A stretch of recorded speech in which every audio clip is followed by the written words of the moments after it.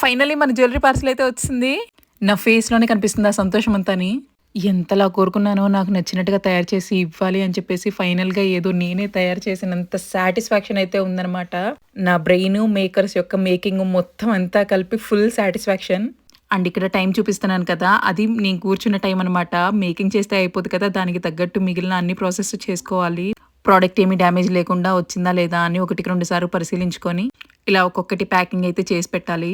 And ఇలా మనకి రాసులు రాసులుగా ఇస్తారనమాట. వాటన్నిటిని సెపరేట్ చేసుకుంటూ చైన్స్‌ని, బీడ్స్‌ని, పాలిష్‌ని అంతా సరిగ్గా ఉందో లేదో చెక్ చేసుకుంటున్నాను. అండ్ మధ్యలో కాల్స్ వస్తే రిసీవ్ చేసుకుంటున్నాను అనమాట మీ నుంచి.